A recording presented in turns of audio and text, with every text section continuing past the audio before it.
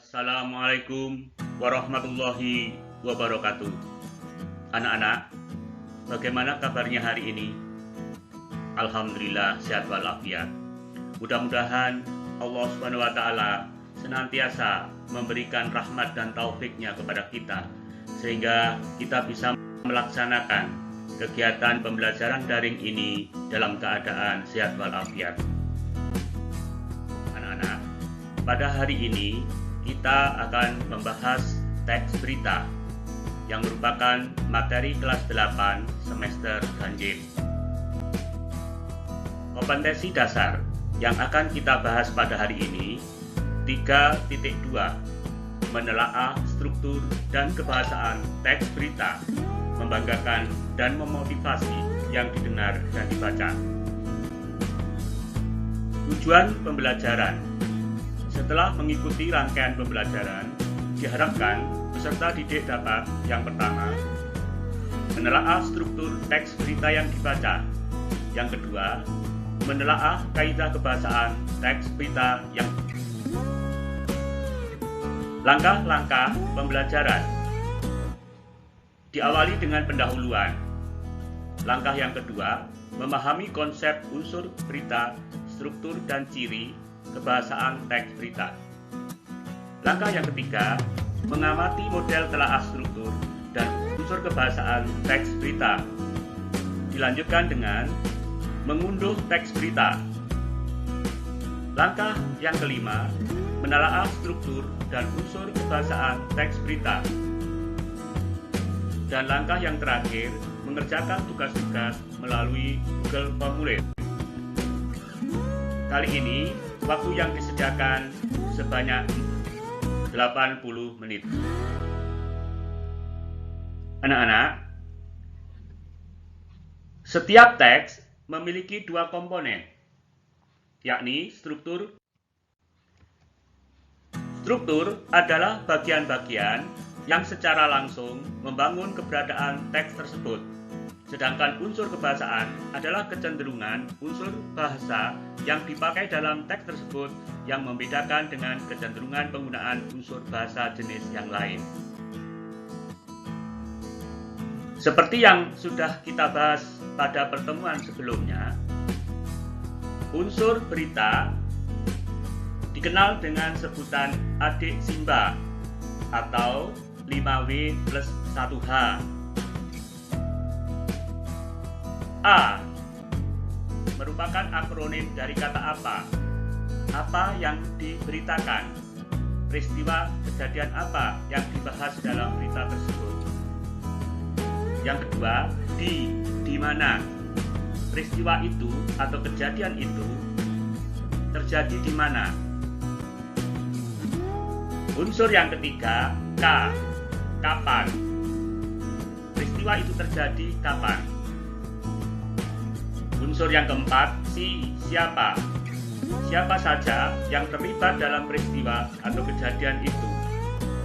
Unsur yang kelima, mengapa? Mengapa peristiwa atau kejadian itu bisa berlangsung? Dan yang terakhir, bagaimana? Bagaimana peristiwa itu terjadi? Dan apa akibat dari peristiwa itu terjadi? Secara umum, teks berita memiliki struktur berikut. Yang pertama, kepala berita atau head merupakan judul berita utama. Struktur yang kedua, teras, lead, satu paragraf pembuka yang memuat intisari berita, isi poin dari adik Simba. Teras atau lead umumnya berada pada paragraf awal atau paragraf pertama. Yang ketiga, tubuh atau body merupakan kelanjutan dari teras. Tubuh atau body berisi penjelasan unsur adik Simba. Dan yang terakhir, kaki atau leg, penutup berita atau simpulan. Kaki atau leg, keberadaannya mana suka, boleh ada, boleh ditiadakan. Bahasa teks berita termasuk ragam bahasa jurnalistik. berikut ini beberapa ciri dasar ragam bahasa jurnalistik. Yang pertama, singkat. Padat. Yang kedua, yang ketiga sederhana. Yang keempat lugas, dan yang kelima menarik. Kaidah kebahasaan teks berita. Yang pertama, penggunaan bahasa baku yang bersifat standar. Perlu diketahui bahwa bahasa baku bahasa yang sesuai dengan kaidah kebahasaan. Dalam hal ini, sesuai dengan yang pertama, Tata Bahasa Baku Bahasa Indonesia. Yang kedua, Kamus Besar Bahasa Indonesia. Dan yang keempat, UEB, atau kalau dulu kita kenal dengan ejaan yang disempurnakan. Hal ini untuk menjembatani pemahaman banyak kalangan karena bahasa standar lebih mudah dipahami oleh umum. Jadi dalam berita tidak boleh mengandung kata-kata yang bersifat kedaerahan. Yang kedua, penggunaan kalimat langsung. Pada materi pelajaran kelas 7 dulu sudah pernah kita bahas kalimat langsung. Kalimat langsung ditandai dengan adanya dua tanda petik ganda. Berikut keterangannya. Yang ketiga, penggunaan konjungsi atau kata penghubung. Yang sering dipakai kata bahwa, berfungsi sebagai penerang kata yang diikutinya. Yang keempat, penggunaan konjungsi temporal atau penjumlahan seperti kemudian, sejak, setelah, awalnya, akhirnya. Hal ini terkait dengan pola penyajian berita yang umumnya mengikuti pola kronologis atau urutan waktu. Mengamati model telaah struktur dan ciri kebahasaan teks berita. Anak-anak, sebelum kita menelaah teks berita, terlebih dahulu silakan dicermati teks berita berikut. Diawali dengan judul Prioritas Pembangunan Sulawesi Selatan tahun depan. Kemudian paragraf pertama. Lanjut dengan paragraf kedua dan paragraf ketiga.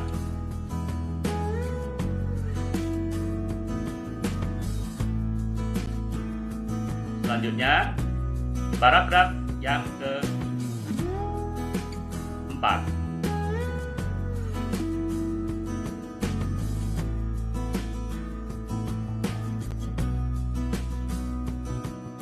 Hasil telaah.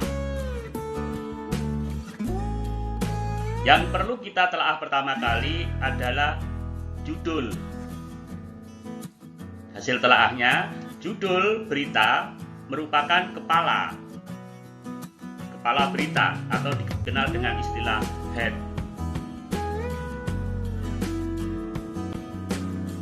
Hasil telaah unsur kebahasaan.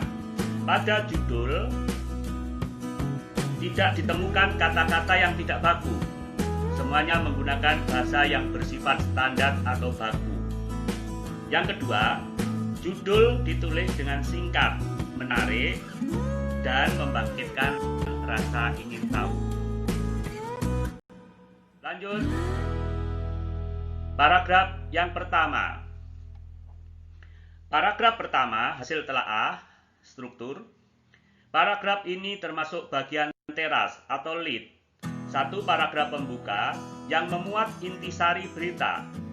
Berisi poin dari Adik Simba. Dikemukakan pada paragraf tersebut 4 program pemerintah Sulawesi Selatan meliputi konektivitas, yang kedua energi, pangan, dan investasi. Hasil telaah unsur kebahasaan. Unsur kebahasaan yang tampak pada paragraf pertama tadi, yakni penggunaan bahasa yang bersifat standar atau baku.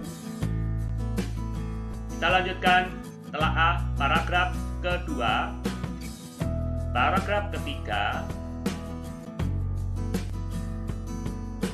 dan paragraf keempat. Hasil telaah struktur. Paragraf kedua, ketiga, dan keempat termasuk bagian tubuh atau body. Bagian ini yang menjelaskan unsur Adik Simba.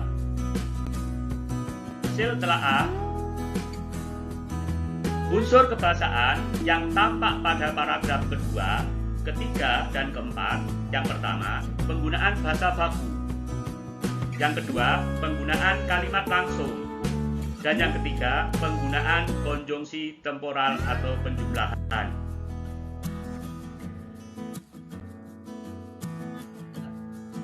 Anak-anak, pada teks berita yang telah disajikan tadi tidak dijumpai ekor berita. Seperti yang sudah saya utarakan tadi, ekor berita bersifat mana suka, boleh ada, boleh ditiadakan. Kebetulan pada teks berita tadi tidak ada ekor beritanya. Nah, setelah kalian mengamati model telaah per bagian pada paragraf-paragraf teks berita tadi, hasil telaah per bagian tadi kita gabungkan sehingga menjadi satu kesatuan telaah baik struktur maupun unsur kebahasaannya. Kita cermati hasil telaah struktur teks berita. Teks berita di atas terdiri atas 4 paragraf. Yang pertama, kepala judul berita, kepala atau judul berita. Judulnya tadi, ini program prioritas pembangunan Sulawesi Selatan tahun depan. Lanjut, paragraf yang pertama termasuk bagian teras atau lead. Satu paragraf pembuka yang memuat intisari berita, berisi poin dari Adik Simba. Dikemukakan tadi pada paragraf pertama, 4 program pemerintah Sulawesi Selatan meliputi konektivitas, energi, pangan, dan investasi.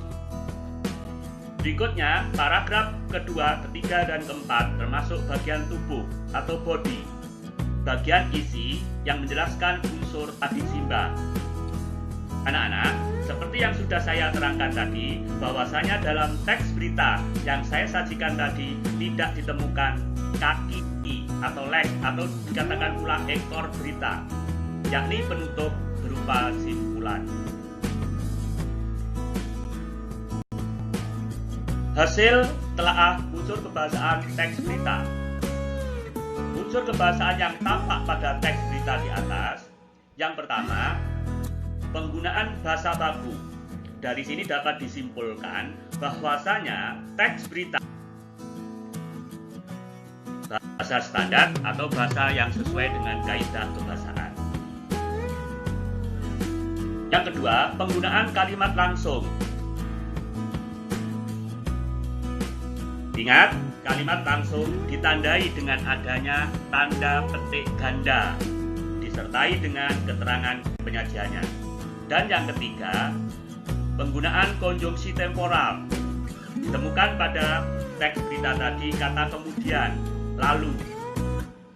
Nah, itulah tadi model telaah baik struktur maupun unsur kebahasaan.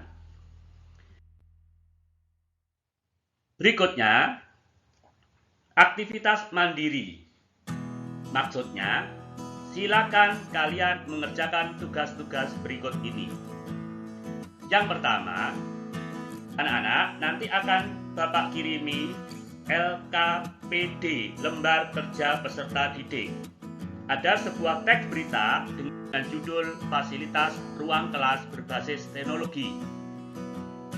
Nah, pada LK tadi ada tabel-tabel telaah.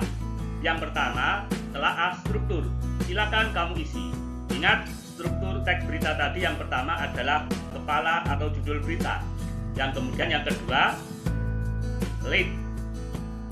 Yang ketiga, tubuh atau body. Dan yang keempat, ekor. Bisa pula dikatakan kaki berita. Nah, silakan kalian pilah manakah dalam teks berita yang saya sajikan itu bagian-bagiannya. Baru setelah itu, silakan kalian telaah unsur kebahasaannya dengan mengisi tabel-tabel yang sudah disediakan. Waktu yang disediakan sampai pukul 15.00 atau pukul 3 sore. Silakan, boleh kalian mengerjakan di kertas atau melanjutkan LKPD yang telah saya kirim atau filenya sudah saya kirim. Boleh ditulis tangan, boleh pula diketik. Kalau ditulis tangan, silakan difoto dan fotonya dikirimkan pada link yang saya sediakan.